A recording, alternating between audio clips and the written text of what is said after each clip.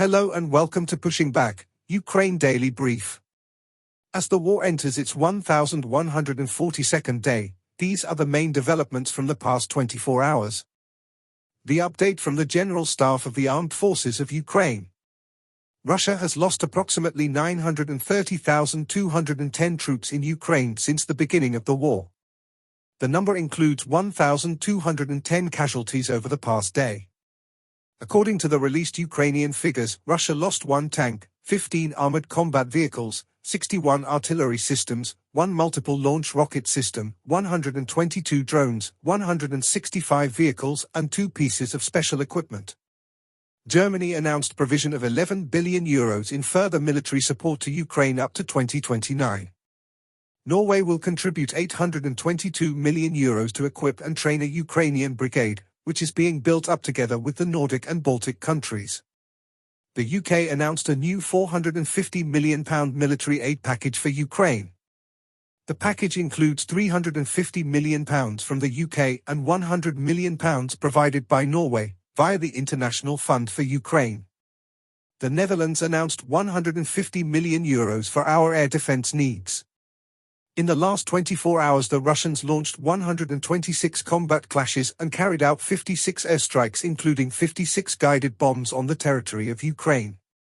They also used 900 kamikaze drones and carried out around 5,000 attacks on the positions of Ukrainian troops and settlements using various types of weapons. In its latest intelligence update, the Institute for the Study of War, Ukrainian President Volodymyr Zelensky stated on April 9 that Ukraine is interested in purchasing a large package of weapons from the United States, possibly within the framework of a future US-Ukraine mineral deal, as part of Ukrainian efforts to obtain security guarantees that would deter a future Russian invasion. Russia's continued unsubstantiated accusations of Ukrainian violations of the energy strike ceasefire, despite the lack of any publicly available official ceasefire agreement, demonstrate how Russia will likely act in the event that Russia accepts the ground ceasefire to which Ukraine and the United States have already agreed. Russia continues to use bilateral talks with the United States to delay negotiations about the war in Ukraine, suggesting that the Kremlin remains uninterested in serious peace negotiations to end the war. Russia is reportedly using social media and financial incentives to recruit Chinese nationals to voluntarily join the Russian military. Russian forces reportedly recently executed a wounded Ukrainian prisoner of war in the Lyman direction. The Kremlin continues to use narratives it has historically used against Ukraine to set conditions to justify possible future aggression against Estonia. Ukrainian forces recently advanced near Chasiv Yar, and Russian forces advanced near Toretsk and Pokrovsk. A Russian insider source claimed that Russian authorities are preparing a dedicated position in Russian regional governments that will oversee veterans' affairs, and the federal government may include similar positions in the future.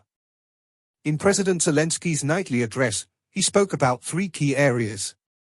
Firstly, Zelensky visited Kryvyi Rih to pay tribute to the 19 victims, including 9 children, killed in a Russian ballistic missile attack a week ago.